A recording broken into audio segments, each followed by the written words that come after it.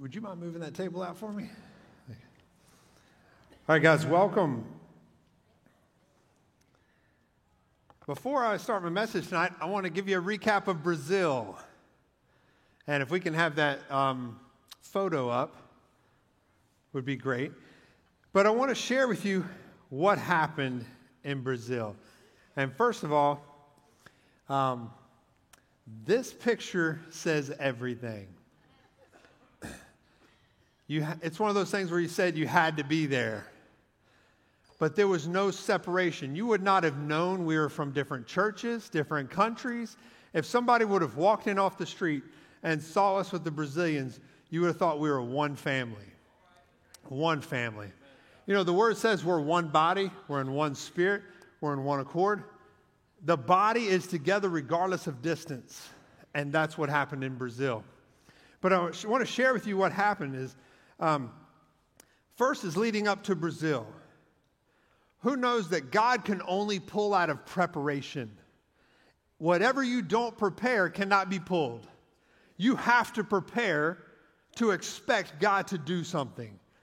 And so we challenged everybody going on this trip that you had to have messages ready. And the week leading up to, every day we had a specific prayer for our trip. We were ensuring that we were ready to do what God wanted us to do in the mission field. Every one of us. 10 days is a sacrifice. And when I say 10 days, you're talking 20 plus hours of travel each way. Did anybody see on Facebook the picture of my brothers and sisters at the airport with their heads on the table on their way back? That was their break. There was no break. It was constant. But God was so good during that time. There were times we were going 10 to 14 hours in a day. It was a lot. And when you thought you were ready to rest, there was something else. But we went to a women's prison. We went to 4 schools, men's addiction center, 8 churches. We ministered to abused children. We said that we saw 100 souls saved. We lowballed that. And I'm going to have our team stand here in a minute. But in one school alone, we gave an altar call and no one was left in their seats. I have never seen that.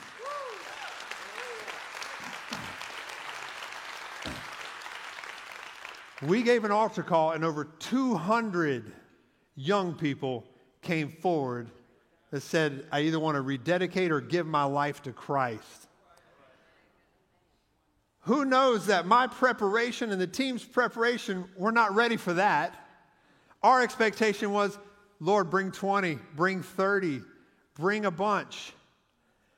But when the stands cleared, you stood and went, what just happened? And you have 200 plus people standing around you saying the salvation prayer to give their heart to Christ. I want to talk about each one. And so if the team would stand real quick, I want to give them a hand. And they're not all here tonight. And if you don't know them, stay standing. I want to give you their names so that you know who I'm talking about when I talk about them. You have Jessica, Renee, Abby, Christy, and Chris. You can have a seat now. And Zach and Chelsea are not here with us right now. And Jackson is preaching in youth right now. Praise the Lord. Yeah. So guys, I want to tell you the impact that this had. So some of my message will go along after this, but I think it's important for you to share what God did not only in where we went to minister, but what he did in our own lives. And when Chelsea went, she was nervous and she began to prepare her messages. And God called her to preach at one church. It was one night where we all went to different churches. Anywhere, like I was going an hour and a half this way. Some of them were going an hour and a half, 2 hours that way. We went everywhere that one night. We were in different churches. And she trusted God that night. And God told her, said, at the end of your sermon, I want you to get down in a surrender position before me, on your knees, lift your hands and don't worry about the people. And, there's times like that where it's like, God, I want to be obedient to you, but I don't know what the outcome's going to be. Have you ever been there? I want to be obedient, but I'm afraid of the outcome. But see, he's not, don't worry about the outcome, worry about the obedience. God takes care of the rest. When she opened up her eyes, others were on the ground in surrender to God to just give everything up. God moved in Chelsea's life to the point that she's not scared now. She has no nervousness to follow the will of God and what he's saying to her, because she saw the outcome of what God does through obedience. Then Zach, her husband, this one, I almost cried. We were at Pastor Darren's church, wonderful church. We were on stage. And just so you know, I've asked everybody if I could share their story. So just so you know, but Zach, it got around to him, and we were just introducing ourselves and why we came to Brazil. And Zach took the mic, and he stood forward, and he said, hi, I'm Zach. I don't know why I'm here. Thank you. And I don't know why, but in that moment, it was so real. Chelsea was crying. I was about to cry. I was like, what just happened? And what I didn't know is Zach was struggling with going on the trip. Who knows that a small message can move the heart of a man?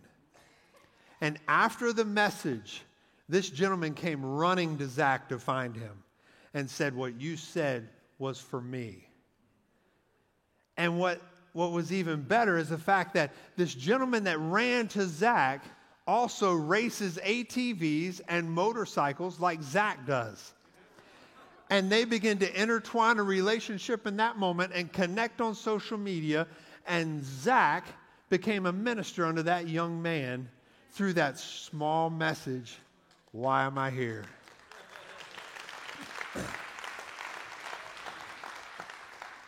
But let me tell you what happened to Zach. I wish he could be here to tell you. I said, brother, can I share this? He said, yes, absolutely. He's not always been a guy that will raise his hand in praise and worship or speak out loud. During praise and worship, because there were some powerful times, all of a sudden you look over and Zach's got his hands raised. He's praising his heart out. And then we go to a school and open up our eyes, and he's laying hands on kids and ministering to them and praying over them. Then we go to a school, and he takes the mic and speaks in front of a couple hundred people, to talk about what God has done in his life. God transformed Zach to see these souls come to know Jesus. I say this to say this to you.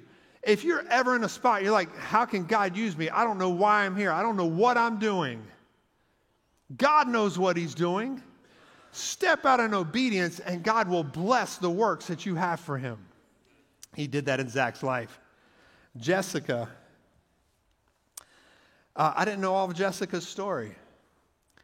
The words that she shared with me that sum up her testimony is she was broken, abused, and she was addicted. She has a testimony that'll blow your mind. And I was unaware of this.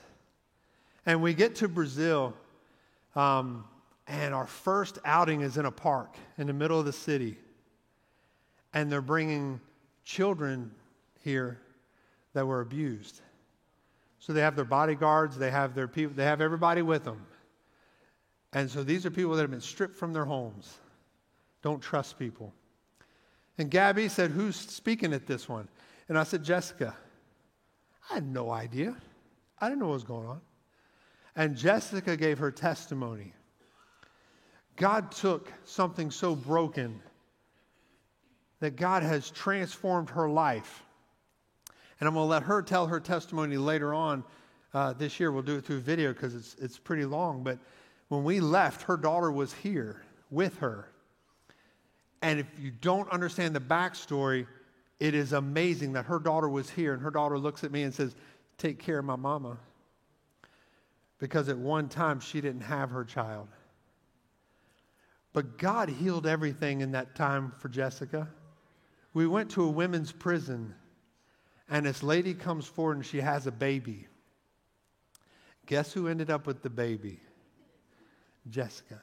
She's sitting in a prison where there's abused people, there's addicted people, there's people that have been hurt, destroyed, turned down. And she's holding this baby and ministering to this baby. And the Lord's just like, I have brought everything full circle and restored to you everything that the cankerworm has taken from you. And it has been blessed. And she has been blessed through that. So God bless you, Jessica.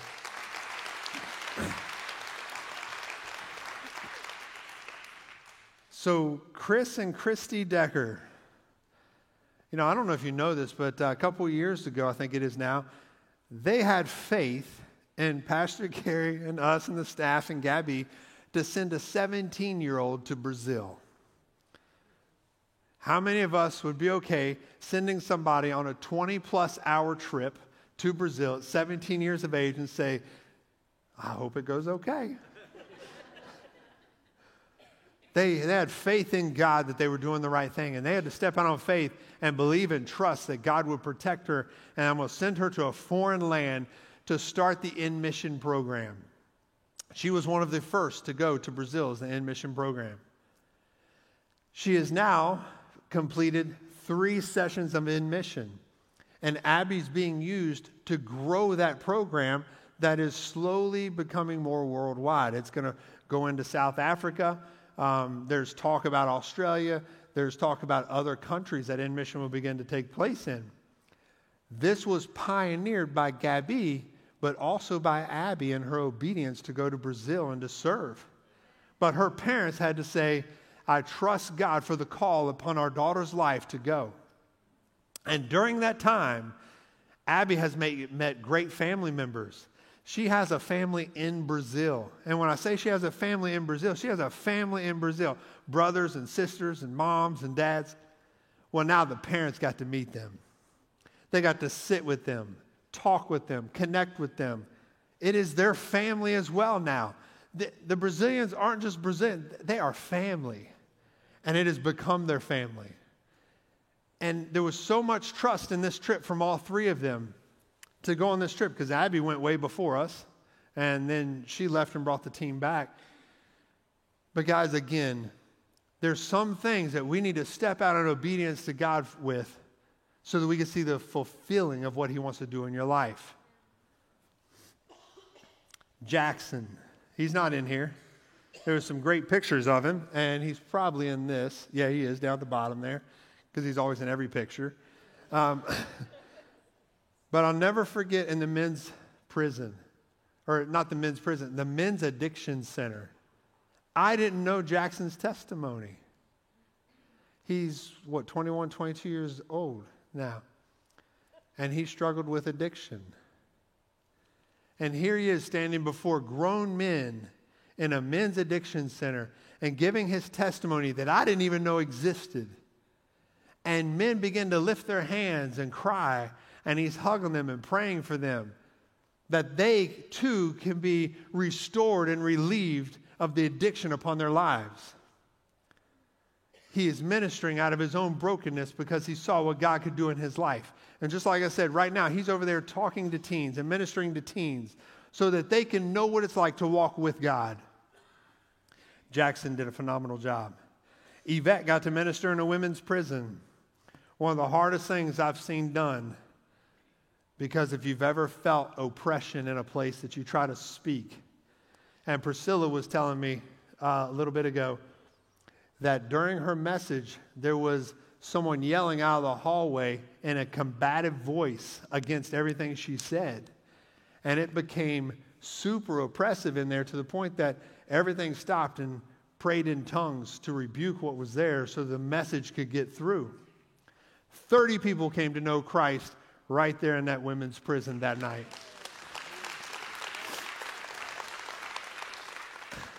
And Priscilla back here, you got to wait. Everybody knows Priscilla.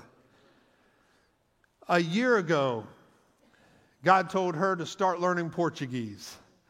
How many of you ever just want to step out and learn Portuguese? And she did, and she's been very faithful with it. She has an online tutor. She now has connections with the English club in Brazil. But there was a reason. She said, I feel like God is doing something in me that I have to learn Portuguese. And what you don't know is she's taken on a bigger role in the Bible school, in communication. And in communication with the Brazilians, it helps if you know their language. But we get to Brazil, and God is moving upon her being able to use her Portuguese because she could hear and understand just about everything. So I'd just look at Priscilla and be like, somebody's talking. I'm like, what are they saying? That was me the whole time. So I felt bad for her like day 10 because I'm expecting her to tell me. But she kept saying, I know God has something for me. And we're in Aracaju. She goes, it's not going to happen until I get to Campina Grande. I was like, okay. And she knew it. She said, there's something in Campina Grande that's going to happen. I'm going to get a word. Something's going to happen. And so we're talking to an army general of Brazil, one of the highest ranks, and he spoke at this event. And there's a lot of people around. And me and the army general are talking. And so if I'm him and I'm talking to Alden, Priscilla's back here. And we're just having a conversation. And all of a sudden, the general stops, bow face, speaks the word right into Priscilla, verbatim of what she needed to hear, and turned back and continued conversation. It's funny sometimes that God waits for your obedience because what you've been waiting for is in the conclusion of the obedience that you follow in Him. What I found in Brazil for me is a pull and a pour. They pulled everything out of me they could pull. What I saw was a hunger where they did not stop until I've given everything God had given to me. I thought I was going to speak once, maybe twice. And I can't even tell you how many times I end up speaking. 9, 10, 11, 12, I don't know. Every time I turn around, they pulled again. I'm like, Lord, I ain't got nothing left. It's like, you got to keep going. You got to keep going. And I have an illustration for you that I want to share with you. And we'll do this one. There's a difference between a pour and a pull. And so in the pour, thank you for, I'd like just a little bit more.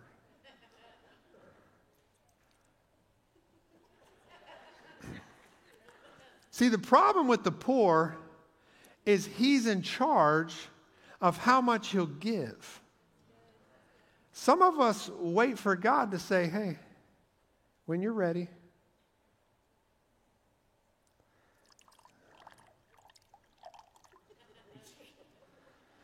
And we get disappointed. We're like, is that all I get? See, there is a thing where he says when you draw near to him, he draws near to you. There's a part that you play. But see, that's not what they did to me. What they did to me is they said, here, pour. And then they pulled. And they went. And when it was full, they were like, all right, thanks. Now, let's get the other. Put that one down.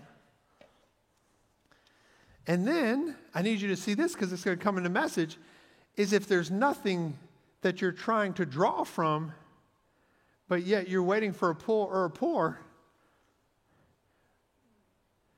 see, what desire are you pulling from? The one, they kept pulling from God. They said, I see that God has given you something and I'm going to pull till it's empty because I need it. And some of us pull and pour on things that have no fulfillment, no satisfaction, and it's always empty. Thank you. Yeah. And I say that because I was exhausted in Brazil. But there was something that I learned in that moment. See, idle hands are a devil's workshop. That's what it says in one of the translations in Proverbs. I didn't have time to be idle. There was no other thought. I didn't watch TV. I didn't listen to a podcast. We didn't have time to listen to a radio. We didn't have time to do nothing. All we had time to do was minister, be in the Word, be in prayer, and try to sleep for a couple hours and do it again.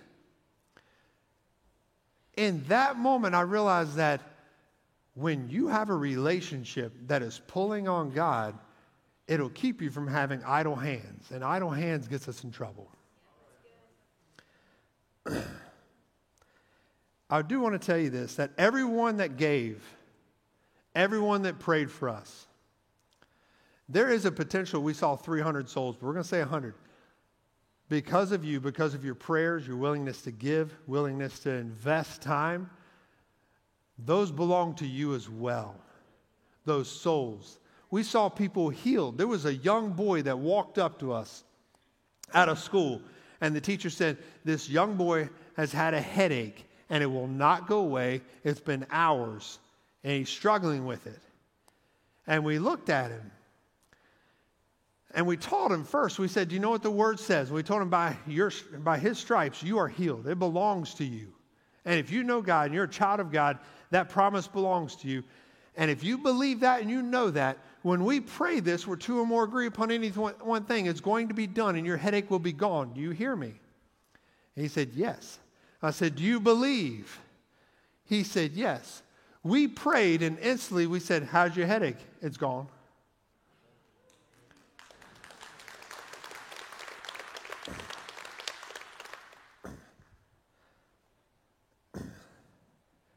So we're going to open up in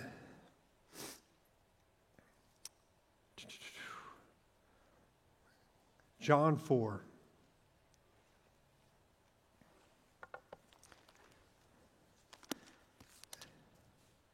And I'm going to pray real quick before I get into my message. Father, I thank you for this time together and this word. Father, this will be a quick word, but Father, I pray that the hearts are open to hear it. Father, I thank you for what we saw in Brazil. I thank you for the pull upon our lives to take everything you have given us so that they could receive it as well. And tonight, Father, there will be a receiving, and Father, there will be a change in Jesus' name. Amen. All right, and 4, this is about the Samaritan woman. And I'm going to start in verse 6. Now Jacob's well was there, and Jesus, therefore, being wearied from his journey, sat thus by the well, and it was the 6th hour. Let me tell you, we felt like that. There was times we felt weary. Can you just see Jesus walking up to the well? It says he's wearied, and he just plops down next to the well like, I just need a break. Who knows, there are times that Jesus took a break. He had to cross over. He had to get away, go to the mountain, go to the garden. I got to get away. Because people pulled from him. The lady with the issue of blood comes and pulls from him. I want what you have. I need it. I'm pulling from you. She did not wait as a bystander. She went to and she pulled it because it belonged to her. There's things that belong to you that God's waiting for you to come and pull them to you. They are yours to take. But I need you to picture this. Jesus is sitting next to the well. He is weary. He's tired. He's just chilling. And then in 7, a woman of Samaria came to draw water. Who knows? Have you ever been those times where you're just trying to get some rest and a kid jumps through the door? Yeah, I've had those children too. You have the first child who's quiet and never asks for anything. There's those children. Then there's the children that demands everything. A couple of those. And then there's the child that never forgets what you promised. Yeah. Anybody have those? I have grandchildren that if you promise them something, I'm going to tell you right now, to the minute you're going to be reminded. You promised. But here, a woman comes, and now Jesus is like, I'm trying to chill, and here comes this lady. And he says to her, give me a drink. But then I'm going to skip down to 10, and Jesus answered and said to her, if you knew the gift of God and who it is who says to you, give me a drink, you would have asked him, and he would have given you living water. Sometimes we don't know what's being asked of us because here she came with a vessel to fill with water out of a well. And here sits a man asking for a drink. Now understand that this lady is coming to the well to fulfill a natural desire in her own life. And the natural desire in her life is to bring the vessel to have it filled with water because she wants water. She needs water. We need that. And I need you to visualize the fact that there are sometimes we're coming to things with our own desires to be met. And that's what she's expecting is my desire to receive water is what I'm going to receive from the well because I know where the water is. So I will go to the place to fulfill the natural desire that I have. Not knowing that in the very place, someone would ask her to trade her own desire for something that would be more satisfying than what she originally came for. And in 14, but whoever drinks of this water that I shall give him will never thirst, but the water that I shall give him will become in him a fountain of water springing up into everlasting life. In verse 10, it talks about if you knew what God had for you, we would hand over the desire that we have to then pick up what it is he has to give us, so that in verse 14, that we realize that there's a satisfaction that can't be met by any other means than a relationship and walking out what it is that God has for you. But then we go over, and I want to show you verse 28.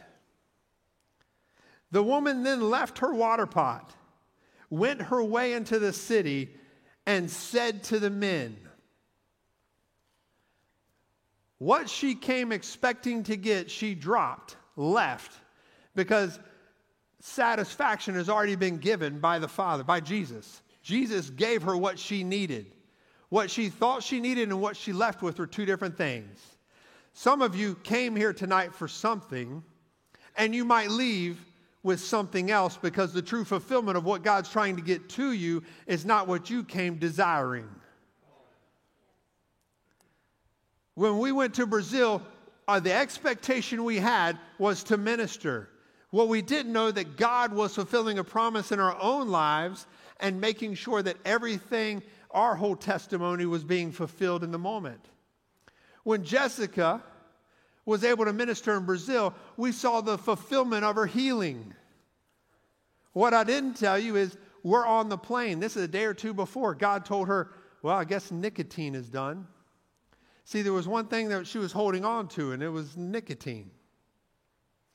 And when she left, it was between her and God. And God was telling her, this is it.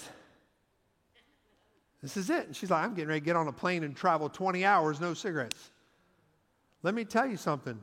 If you've ever been there, that's not fun. But God said. But God said. See, there was a desire beforehand. But see, there was a greater desire over here that God had for her to fulfill something in her life that she didn't know was going to be waiting for her in Brazil. If she held on to her earthly desire, she may have never went. But what she was willing to give up, God fulfilled in other ways. So as a couple days later, we're sitting in our God moment, and she tells us this. And I asked her about withdrawals, because I know what withdrawals are. I haven't seen any. There's no headaches, right? There's no withdrawal symptoms that I'm seeing whatsoever. God took it.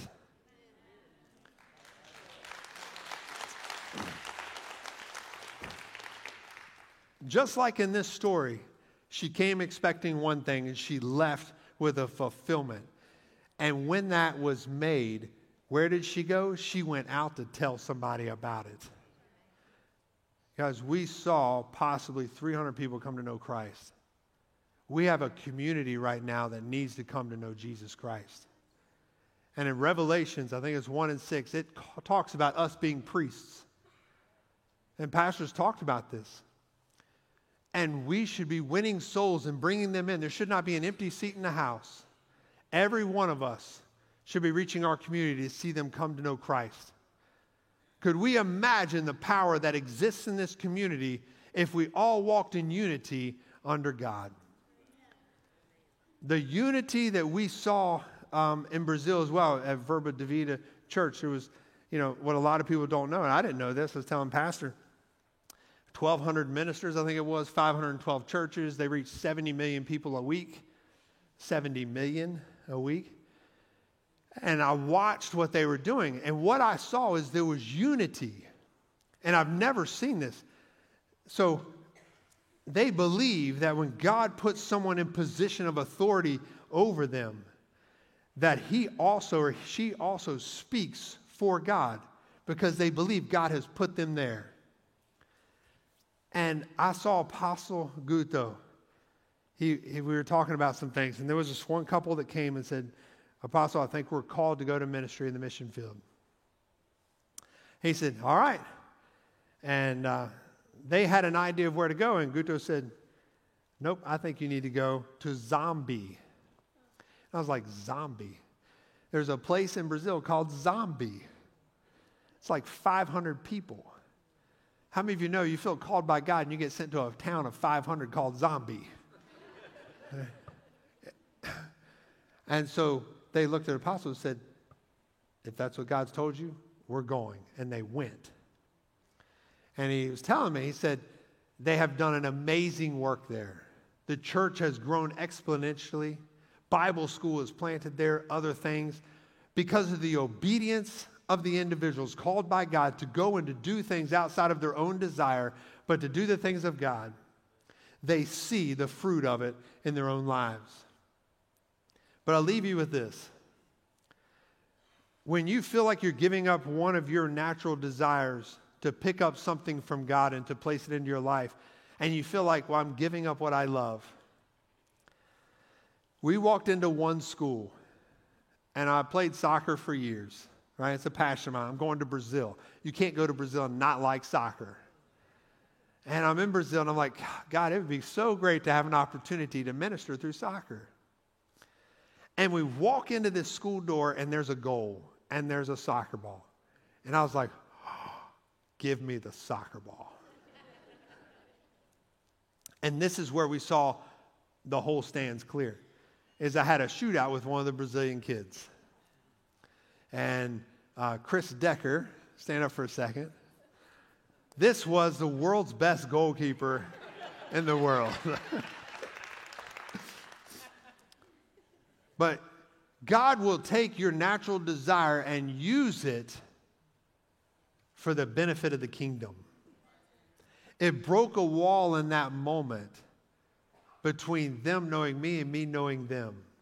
And when the altar call came, nobody's left in the stands.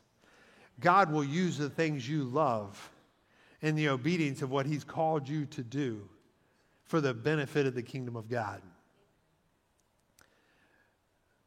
And if you would play just a little bit of music, I'm going to ask you tonight,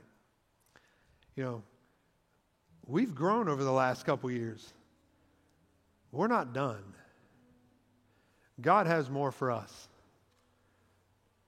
God has more for us. We have a community to win.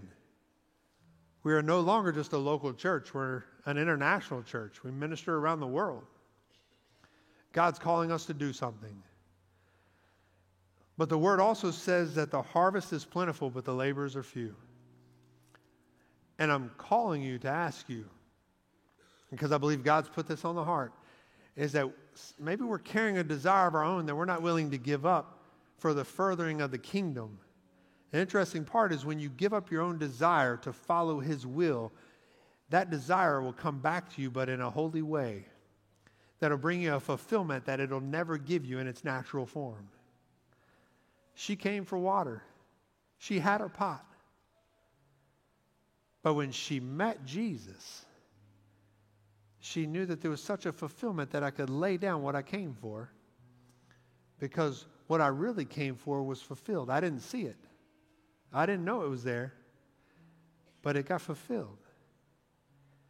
And there was such excitement in her that she went away and couldn't keep it to herself. You got to come meet a man. When you give up your desire and really meet Jesus, he will fulfill everything in your life to the point that you want to tell everybody about it.